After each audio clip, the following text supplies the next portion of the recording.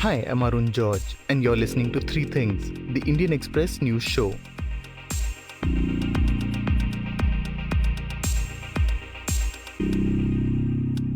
In today's episode, we're talking about the many accusations former JNU student Umar Khalid has faced since his name first popped up in a case of sedition in 2016.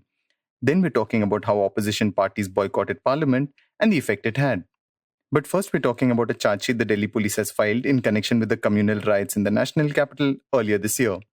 On the 16th of September, the Delhi police had filed a massive charge sheet against 15 people in connection with a conspiracy case related to the February riots in northeast Delhi. The document includes charges against former Aam Aadmi Party councillor Tahir Hussain and women's rights group Pinjara Tod activist Devangana Kalita and Natasha Narwal, among others. However, this document does not mention former JNU students Umar Khalid and Sharjeel Imam, who were arrested under the stringent Unlawful Activities Prevention Act in the case. But what does a 17,000-page charge sheet against the accused have to say? To get a picture of that, we're speaking with the Indian Express's Soumya Lakhani. Soumya, could you start by explaining the importance of this charge sheet filed by the Delhi police and how is it different from the previous charge sheets filed in this case? So, Arun, this is a charge sheet that was filed by number 59. This is also a charge sheet that the Delhi police had taken extensions from the court twice to file it in court. It was finally submitted last week. Why this is essential is because this explains, as per the Delhi police, the conspiracy behind the Delhi riots. So the earlier charge sheets are murder charge sheets, or rioting, arson. Those are those charge sheets. This is the entire who are the mastermind. Also, this is a charge sheet that mentions UAPA. It's booked 15 people under the stringent UAPA Act. And, this is a charge sheet that kind of goes all the way back to not just the anti-CAA NRC protests, but at some point of time, it also mentions about the 2019 parliamentary elections. So it's essential because this Delhi police's charge sheet on the riots explaining the conspiracy behind the riots. So could you explain the most prominent names against whom allegations have been made in this charge sheet and why they've been charged under the harsh Unlawful Activities Prevention Act or UAPA? So the charge sheet includes names of former Aam Aadmi Party councillor Tahir Hussain, two women from Pinjara Tod, Devangana Kalita and Natasha Narwal. It also mentions former Delhi University student Gulfisha, Jamia Millia Islamia PhD student Miran Haider, and Jamia Coordination Committee media coordinator Safura, among several other people. So this is about 15 people. These are the prominent names. It must be noted that Umar Khalid is not an accused in this charge sheet. He's not been named as an accused in this charge sheet. Also, it's a charge sheet which is about over 17,000 pages, and there are 2,695 pages which are called final report in the charge sheet. And in that, somewhere you'll realize that the Delhi police has also mentioned that the end objective of the conspirators was to uproot the lawfully elected government, and at the same time, it mentions the meaning of terrorist act. So it's saying that all the conspirators here did a terrorist act. You understand? Which is how then they have used UAPA against them. As you mentioned, the Delhi police has said that the conspiracy to start these riots began the day the results of the 2019 polls were announced. So what does the police say that the accused did? Yeah, so interestingly, I'll read out exactly what the charge sheet says. This sentence, which really stood out for us, was from the day that the results of the 2019 parliamentary elections were declared, the tone and tenor of the public utterances of the key conspirators of the present case has shown a clear streak of affinity towards violence, which it started playing out in their minds. So it's basically saying that when the Lok Sabha results came out in 2019 is when the 15 conspirators, the 15 accused in the charge sheet, the ones that I've already mentioned, Tahir, etc., their affinity towards violence became obvious. So they're kind of connecting it to that win. And then it also says that how they wanted to overthrow the government, they also wanted to execute this conspiracy to cope with the visit of the US President Donald Trump. This is the exact line that I've read from the chart sheet for you. And then, of course, throughout, this is like one mention, and then throughout mentions about the anti-CAA and the NRC protests that happened in Delhi. A lot of this also sounds like what they're saying was what conspirators believed and things like that. But, a crucial factor then in that case would be what evidence does the Delhi police have to present and, what do we know about what has been said in the charge sheet? So imagine that 17,000 pages that they have, which includes call detail records, it includes photographs, includes WhatsApp chats from three groups at least. One is called the Warriors, one the Delhi Protest Support Group, and there's another group called Muslim Students of JNU. And so they have just pages and hundreds and pages of just what transcripts of these WhatsApp chats. There are photographs, there are call detail records, there are obviously disclosure statements, there are statements that they have recorded with witnesses, protected witnesses, even under section 164 of the CRPC, statements that are recorded under section 161 of the CRPC. So I mean, Delhi police has, I mean, it is 17,000 pages. So, we're also still sort of, I think, in the middle of the charge sheet, but, a cursory glance kind of tells you that they do have what they call evidence. And we've also reported about how the charge sheet mentions BJP leader Kapil Mishra, whose speech has been cited by many as being provocative, but he's managed to justify it to the police. Is that what the charge sheet's saying? It reads like that because he claims that he had gone to the area a day before the riots broke out. It was a speech he had given, but in the charge sheet, it mentions that when he was being questioned, he had said that he had gone to resolve the situation, that he did not, in fact, make any speech, and that, he went there after speaking to people, after seeing videos and photos on Facebook, and he went there, as a counter to the anti-CAA protesters. And when he was questioned as to why did he go, and he said because there were people who were calling me, there were people who were posting things on Facebook and saying how there were roadblocks that were being done. So yeah, they've asked him a few questions, but he's managed to sort of say that he did not give a speech, and that the remarks made by him standing next to a DCP were only meant to convey his intention of launching a dharna to counter the AA protesters. Before we get to the next segment, I just wanted your quick attention.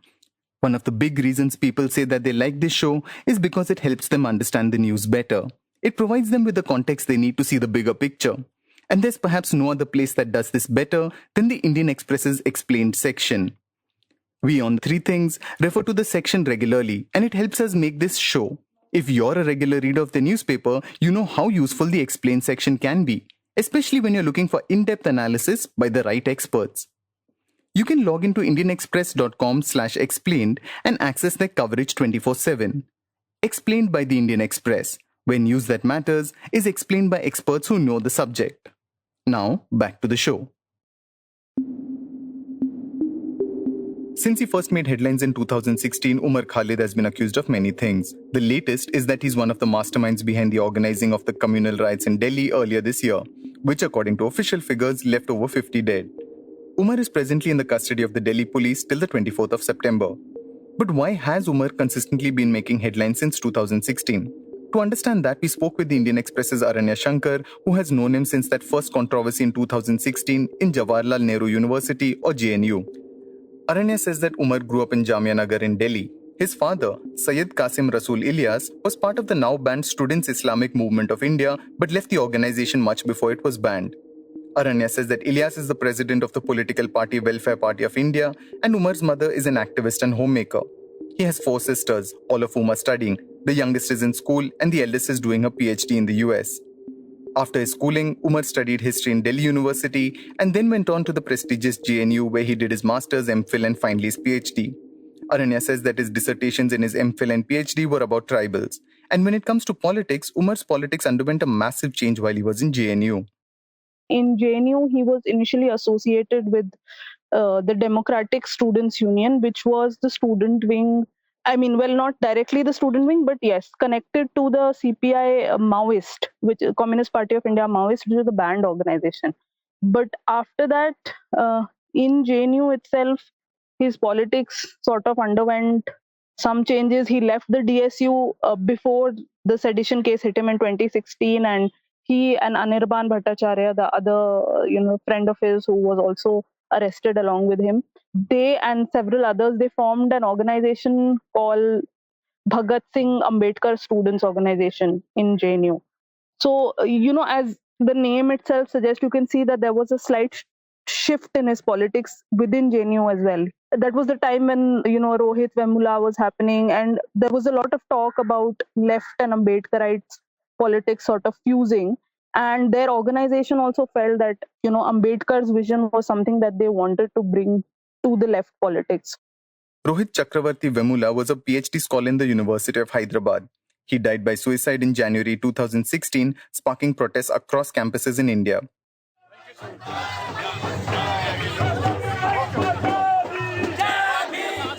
Rohit's death came soon after he was expelled from the hostel with 4 other Dalit students following a complaint.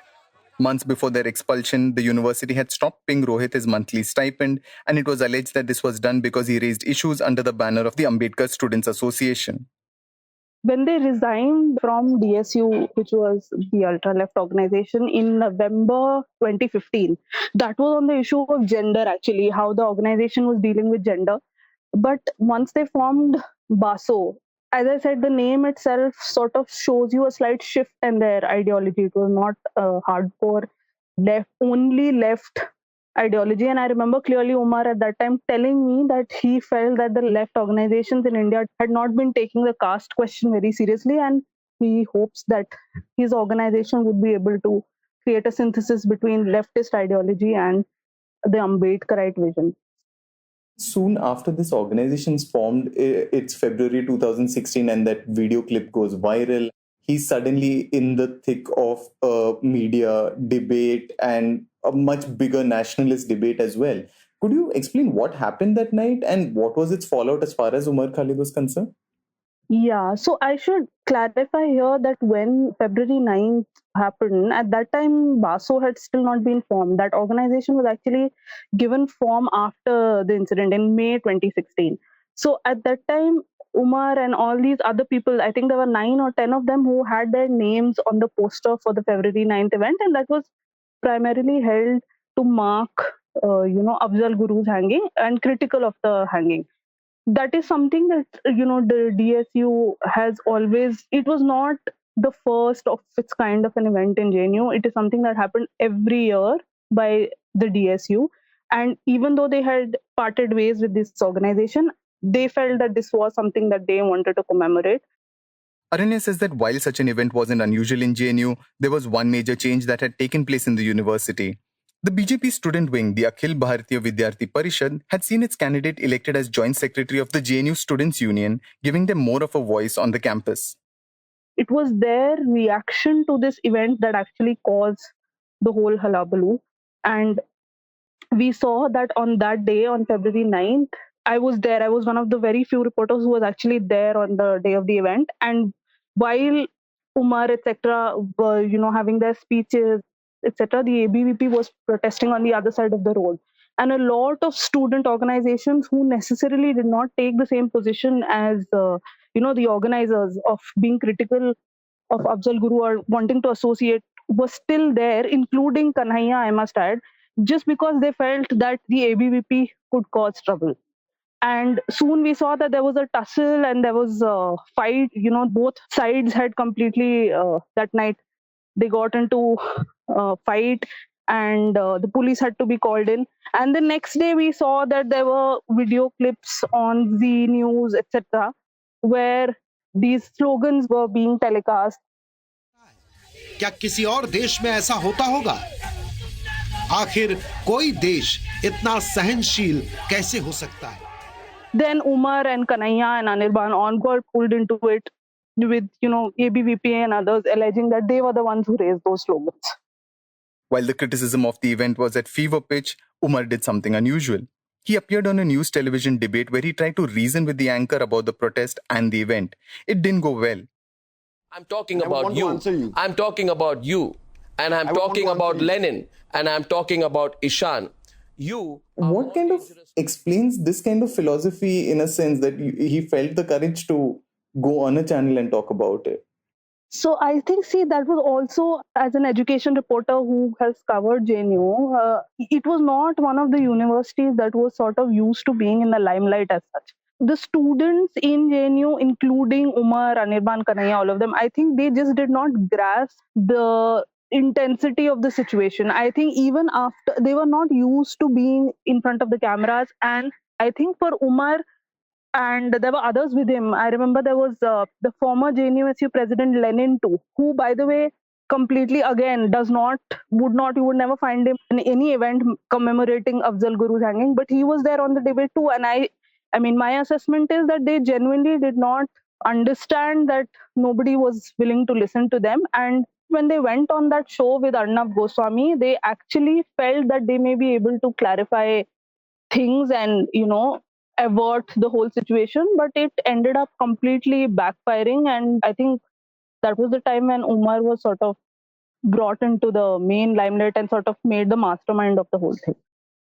Being branded the mastermind of this event sparked speculation about many things, and Umar was linked even with terror groups. His father's past was raked up, and much more. Soon after, Kanhaiya Kumar was arrested, and Umar, Anirban, and others were untraceable. After over a week, Umar returned to the site of a students' protest in JNU and spoke to those gathered there. His opening line, "My name is Umar Khalid, but I'm not a terrorist," a cheesy adaptation of a line made famous by the film My Name is Khan. But it was a speech about much more. ये लड़ाई कुछ हम 5-6 लोगों के लिए नहीं थी.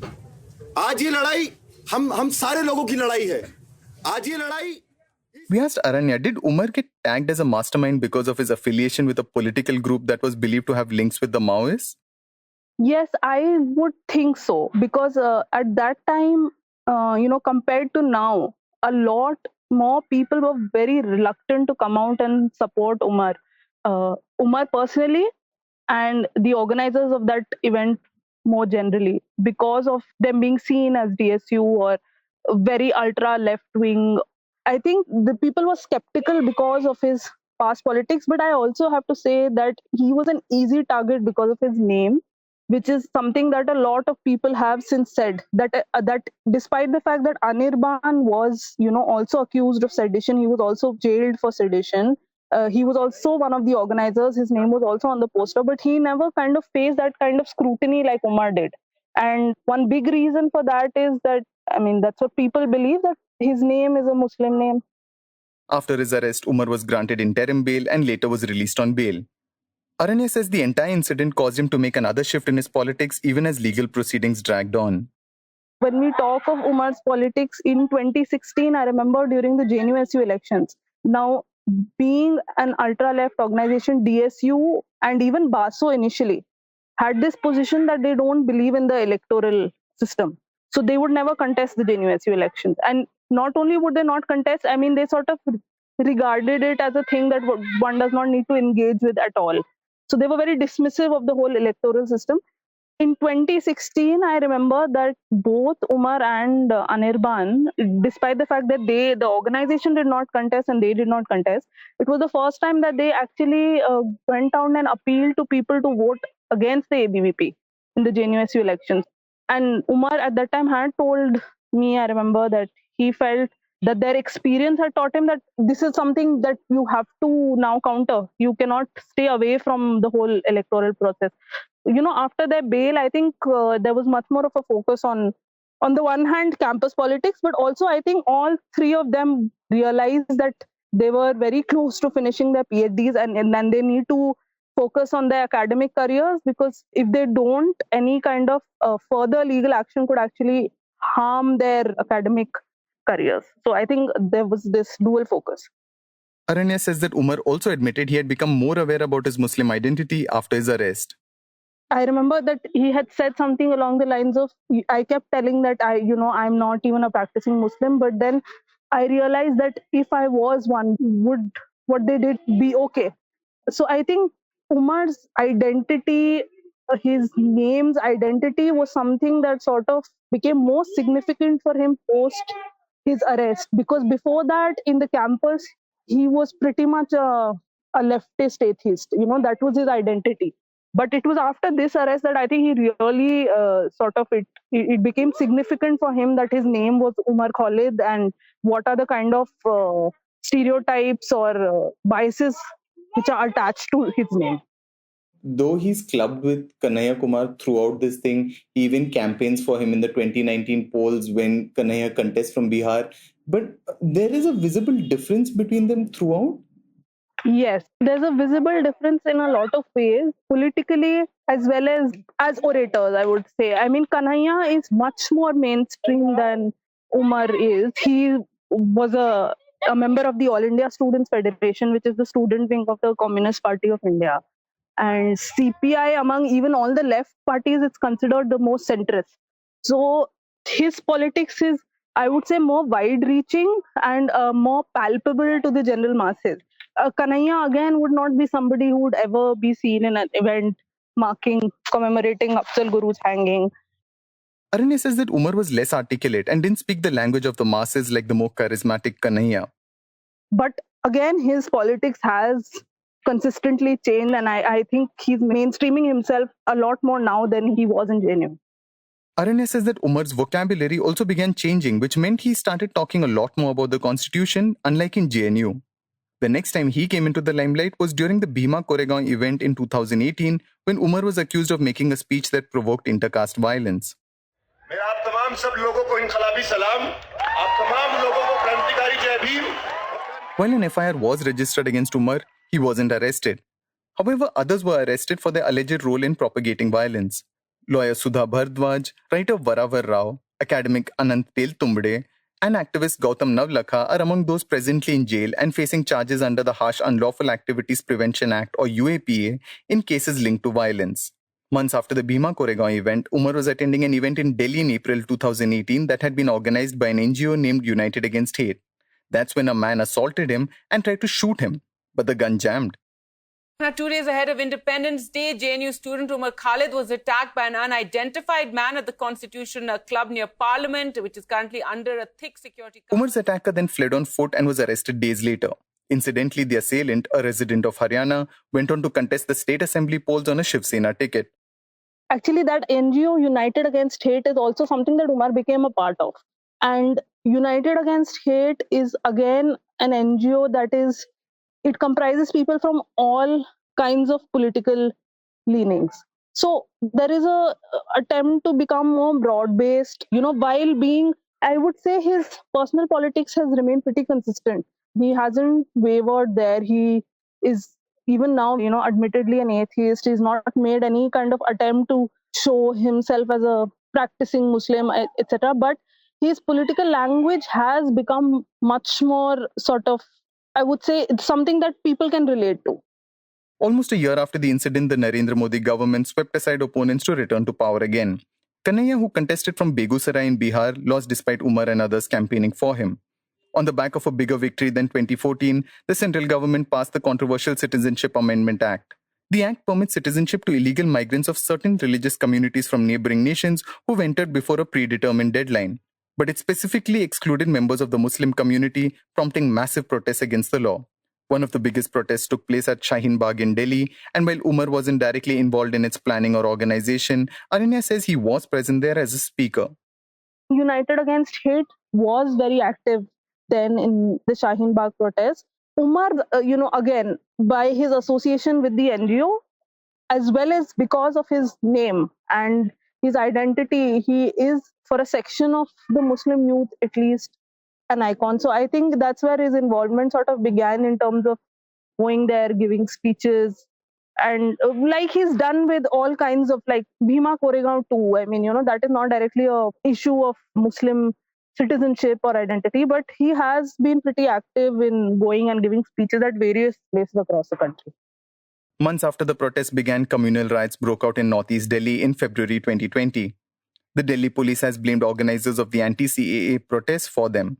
On the 13th of September, Umar was arrested after multiple sessions of questioning by the Delhi police. He was accused of playing a role in the premeditated conspiracy to fan the riots.